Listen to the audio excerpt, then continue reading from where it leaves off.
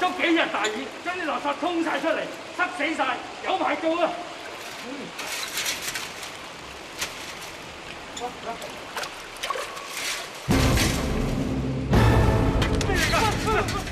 咩嚟㗎？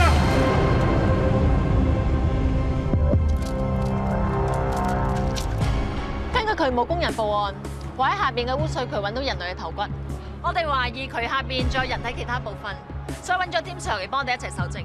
我哋而家企緊嘅位置就係碧田街嘅迴旋處，呢條街一共有16個井口，發現骸骨嘅井口就係呢一個，即係 SGJ 409874，我就定呢度為中心點。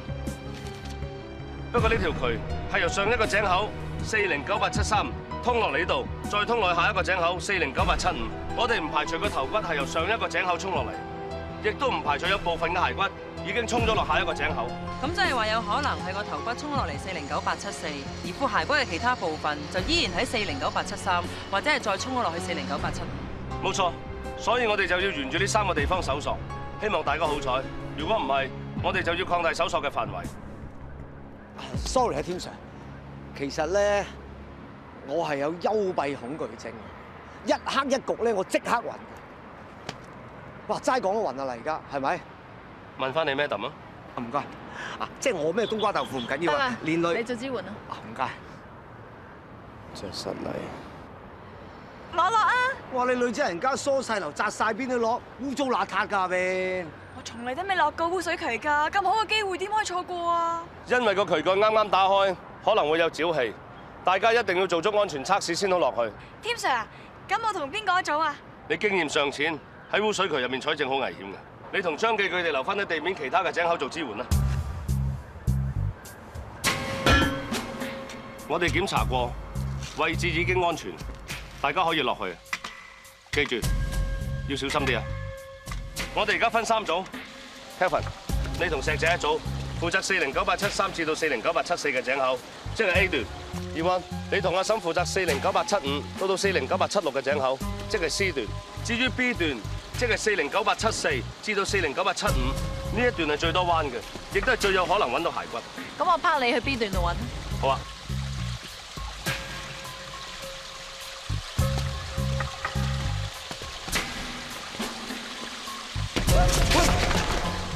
小心啊！唔該。呢度積咗好多淤泥，好跣㗎。你最好用支手術杖探下路先，然後先借力落腳啊嘛。我知㗎啦。小心啊！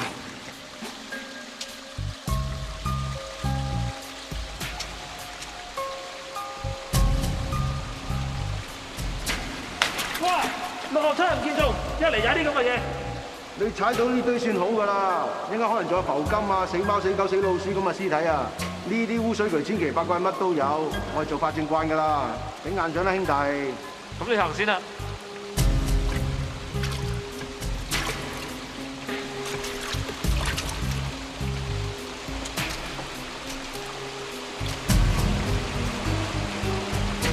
有呢度喎。小心啊！爭啲中招添。慢慢嚟啊，咪見保護衣保你唔住啊！啲污水含菌量好高㗎，唔小心揩到個傷口啊，隨時截肢㗎。唔該晒喎，我以為我當差危險啫，睇唔出原來你哋法證都咁危險。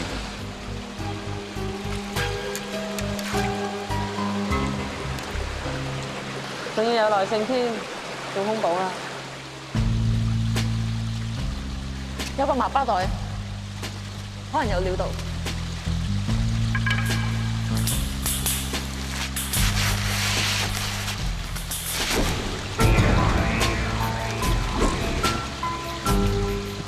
睇嚟成副人骨都喺晒度。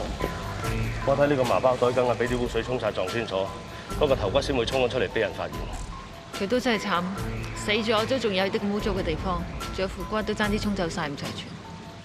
好彩有呢個鐵絲網嘅，如果唔係咩都沖走晒，唔知呢啲算唔算係天網恢恢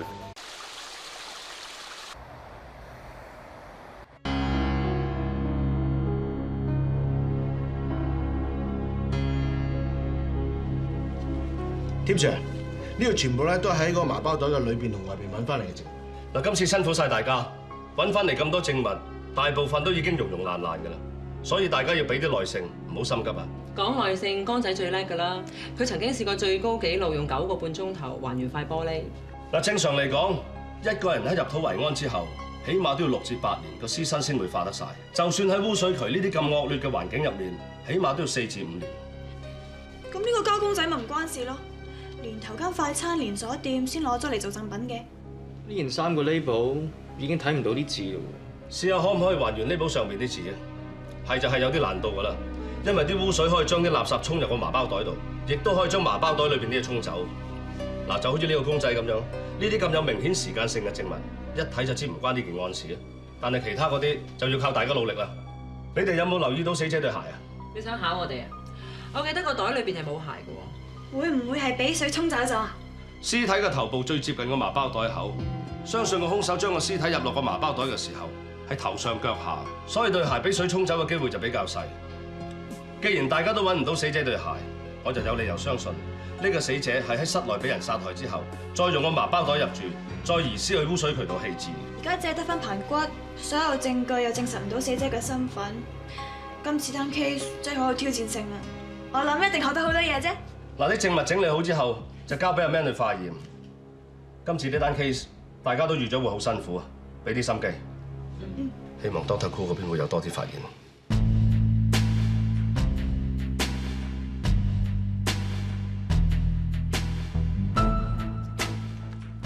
死者頭骨比較闊同平，甲骨突出，眼窩比較圓，鼻梁低，兩邊比較直，應該係亞洲人。死者已經出晒恒齒，根據下頜切牙磨好嘅方法嚟推斷年齡，佢係屬於第1級，亦即係牙冠切完逐質磨平。死者年齡應該介乎21到30歲左右。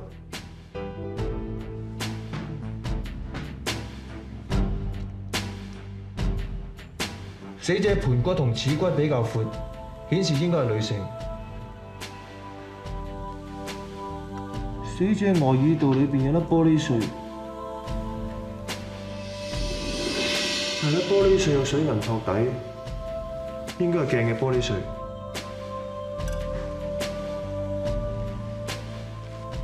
右手有骨質增生情況，應該曾經跌斷過，但係自然愈合㗎。照表面腐化程度嚟睇，死者應該死咗4至5年左右。死者死咗咁耐，屍體又完全腐化，證明唔到佢嘅身份，就唔可以從佢嘅人物關係同埋背景方面着手查。今次真係幾棘手。我哋會攞部分枯骨去法證部，希望可以喺骨髓裏邊提取到 DNA， 但需時大約係3個禮拜到1個月左右。我曾經去過美國，跟嗰邊法齒科嘅醫生學過容貌重整技術。我覺得佢哋呢方面嘅技術準確性度好高。我會嘗試聯絡法齒科嘅 Dr. 鐘，希望可以幫死者重整面。唔該晒，走先。主任，仲有上次嘅事 sorry。Dr. Cool， 我今次嚟係為咗公事，公事以外嘅嘢唔想講。如果單 case 有咩新進展，再通知我。唔該。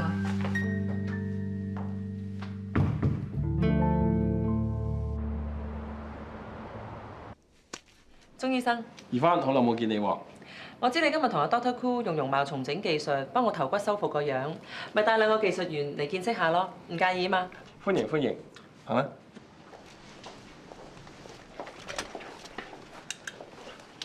我哋已經用石膏粉幫死者頭骨倒咗模，按照亞洲人肌肉厚度平均數喺佢面部21個特定嘅點嚟推斷死者嘅面部肌肉厚度嚟還原死者嘅容貌。呢21點係咩嚟㗎？點解係21點嘅？唔係越多越好嘅咩？呢啲係解剖學上高特定嘅指標嚟嘅，每一個指標喺面上高都係一個獨特嘅位置。有啲科學家用緊35個位置嚟進行重組，我哋都朝咗一個方向進行緊㗎啦。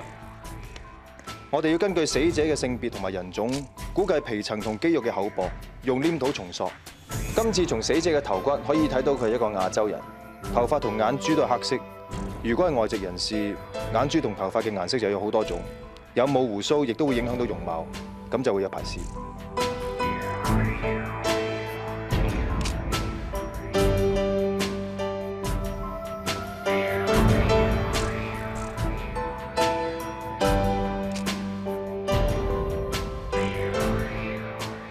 因應唔同年紀，每個死者嘅容貌嘅面部肌肉有所唔同。呢個死者係一個20零歲嘅後生女，所以面部嘅肌肉同個眼袋係冇咁鬆弛嘅。講得啱啊！係啊，後生女啲皮膚應該 firm 啲。真係幾 firm 啊！我諗個死者點都估唔到佢嘅樣會重現人間。呢啲死者重整面容之後唔同角度嘅相，我已經由電視同埋報紙發放出去，希望 feedback 啦。重整面容之後，像真度同真人應該有6、7成似，外國都有成功案例，希望對破案會有幫助。可惜我哋揾個失蹤人口調查組，比對咗呢4、5年失蹤人口嘅相，不過暫時仲未有發現。Madam，呢一位係容嬸，佢睇到報紙張相，話覺得好似係佢個女。容嬸你坐。你話呢個係你個女？係啊，我一睇一眼就認出係我個女啊，阿慧啊，我有帶埋佢張相嚟㗎。攞嚟睇。我哋住喺清遠，我哋好窮㗎。舊年大水沖走晒啲嘢，我淨係留翻呢張相啫。哇！呢張相又殘又細，認唔到人嘅，你話男人扮都得㗎啦，係嘛？唔係咧，係我個女阿慧咧，佢攞雙程證嚟香港打工㗎嘛。咩話？你話佢攞雙程證過嚟，咁即係話佢過嚟呢度做黑工喎？繼續啊！初時我個女隔幾日就有電話翻嚟同我聯絡㗎啦，後嚟就失蹤咗。我個女好孝順。佢一定係出咗事啊！如果唔係，佢唔會抌低我唔理啊！唔該，你哋幫我揾下佢。容嬸啊，你個女唔見咗幾耐？約莫都有2年啦。容嬸啊，呢個死者咧死咗至少4至5年㗎啦，我諗唔係你個女嚟嘅。即係就算你個女死咗咧，都未化骨㗎嘛，係咪？就算我個女係生係死，都應該俾我得個明白啊嘛。容嬸啊！我諗你個女只不過係失蹤，唔一定係死咗嘅。一係咁啊，石仔啊，你帶容嬸個失蹤人口組留低啲資料，叫嗰邊同事跟進啦。容嬸呢邊啦，咁樣睇相先。唔該晒。唔使。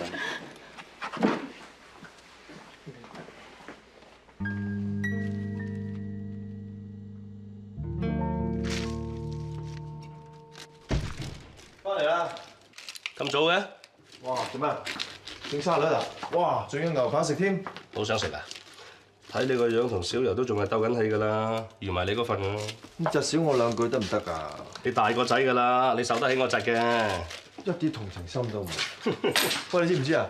今日有個阿嬸咧去差館話失蹤嗰個女仔係佢個女喎。係？證實咗未啊？佢話佢個女失蹤咗2年，但係我哋揾到嗰副骸骨就最少都成4年，應該唔係啦。自己個女失蹤咗幾年又揾唔翻，咁啊真係好可憐嘅，牽腸掛肚啊難免㗎啦。唉，真係可憐。喂，同小柔真係仲未搞翻掂啊？唔好在我啲傷口上面灑鹽啦，好嘛？係啊，你痛咩？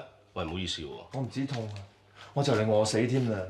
你咁多鹽做咩唔灑下落啲牛扒度咧？所以話你少爺仔啊，少爺仔咧，啲牛扒唔可以用鹽醃㗎，醃過就韌㗎啦。如果你唔想嚿牛扒韌咧，就應該落呢個奇異果汁。落奇異果汁？你講真㗎？咪食譜有寫住㗎喎，你咪唔知啊嘛？其實有好多嘢都可以令到塊肉好腍㗎，只不過係大家都可能會忽略咗咁解啫。咁啊係，好似炆豬肉咁啊，有啲人中意落啲冰糖㗎，咁啲肉就腍啲啦，係嘛？不同嘅化學成分就會令啲肉質改變㗎。呢單 case 我哋咪忽略咗啲嘢咧？好明顯。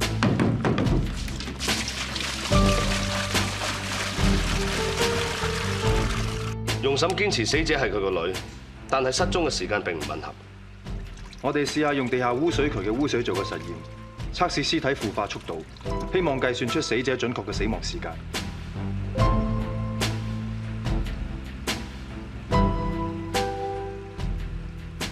再研究有冇其他因素會導致屍體加速腐化，因為死亡時間嘅偏差可能對查案會造成誤導。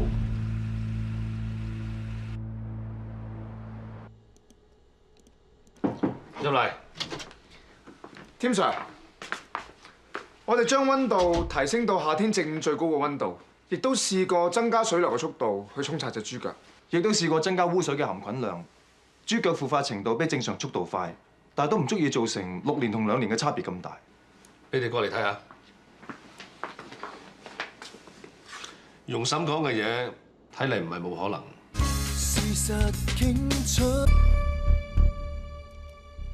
Tim Sir，有咩發現？